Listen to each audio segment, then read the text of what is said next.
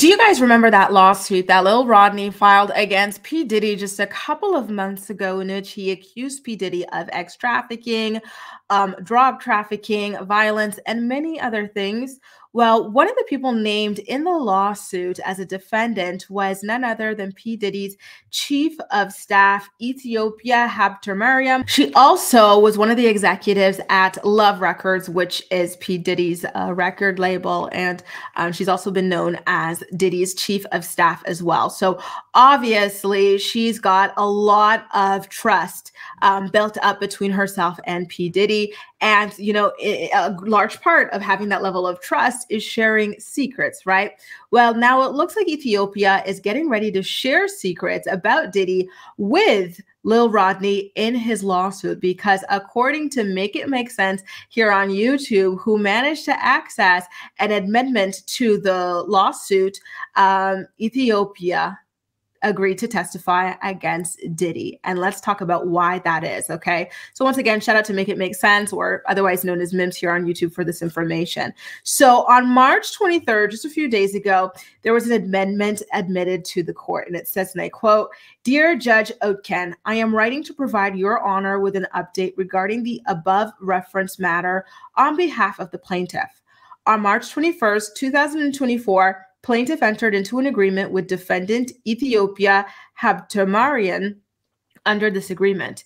In exchange for a declaration that will be appended to the forthcoming amended complaint, the plaintiff has agreed to dismiss all claims against habtemariam with prejudice." On the following page, you see Ethiopia's own declaration. So she says, "I, Ethiopia habtemariam, declare, according to 28 USC 1746 as follows.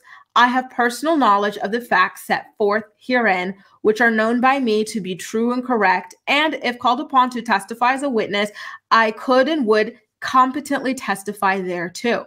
So there you go, you guys. Ethiopia signed on the dotted line in exchange for being dropped as a defendant in this lawsuit. And it's with prejudice, meaning that Lil Rod wouldn't be able to go back after her in the future. So just to recap, the list of defendants in the Rodney Jones lawsuit is rather long, you guys. So it includes Sean P. Diddy Combs himself, his son Justin Dior Combs.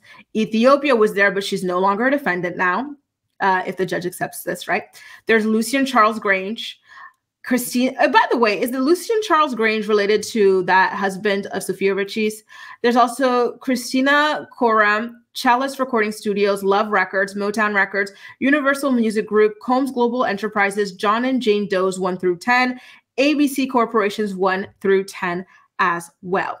So some of the more major allegations in Rodney's lawsuit against Diddy included, of course, the trafficking. And then he was saying that Diddy would harass him often. Like, he was trying to coerce this man allegedly to have intercourse with other men. He would allegedly show this man gay corn videos and whatnot.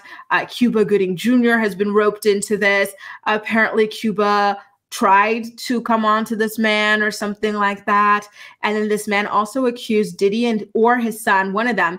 They went into a bathroom in a home in which they were working on the album, and they were mad at a man, so they brought him in there. And then next thing Rodney knows, he's claiming that there were gunshots that he heard, and then someone was bleeding. The cops were called, and nothing happened to Diddy or his son, because according to Rodney, Diddy has connections with the cops, and so for that reason, he is constantly able to get away with certain things that Rodney says that he has done over the years.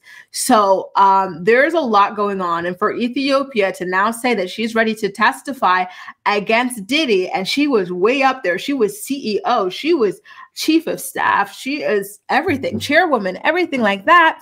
This is major. She's got a lot to share, you know, and so I do think that this can truly help to take down Diddy. This can help Rodney get the settlement that he is looking for, and that I feel like he is entitled to, if everything he's saying here is indeed true.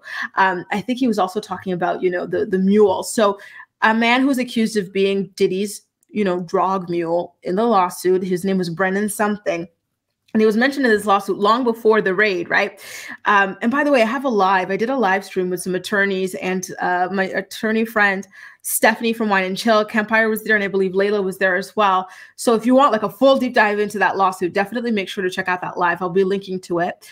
But the mule was mentioned, and now upon the raid and everything like that, he was caught at the airport doing exactly what Rodney says it is that he does, transporting DRUGSs.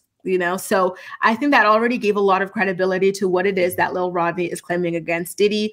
This is not the first, second, or third time that Diddy has been accused of having firearms as well, because remember, J-Lo caught a charge for him because she had to carry one in her purse, allegedly, while she was dating him.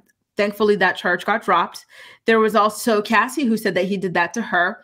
And I know that Rodney mentioned this as well. And then there was a woman who said that Diddy shot her in the face. And then again, she, like Rodney says, that Diddy has connections with the police. And so that's why he didn't go down for that. He had one of his henchmen take the fall for that charge, allegedly.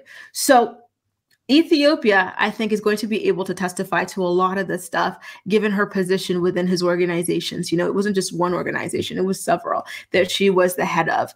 And, again, as chief of staff with like everything that he's got going on there, like you're privy to quite a lot, because Stephanie from Wine and Chill, she used to be an intern at one of Diddy. Yeah, it was a record label that Diddy worked at. And she said that these freak offs, things like that, they were already well known. And she was an intern at the time. This was before, she was, having her big time law position. She was only an intern and she was already privy to this stuff. So if she already over there as a new intern was privy to this stuff, what do you think the chief of staff knew? What do you think the chief of staff is going to be capable to vouch for? This is going to be really, really juicy. I really do think that the fall of Diddy is coming right now, and it couldn't have happened to a better person. Guys, let me know how you feel about this. Are you looking forward to hearing Ethiopia's testimony against P. Diddy? How do you feel like this lawsuit from Lil Rodney is going to shape up? Let me know all of your thoughts and opinions in the comment section down below. And as usual, we'll chat. That's all for now. Thank you so much for watching, and I'll see you next time. Bye now.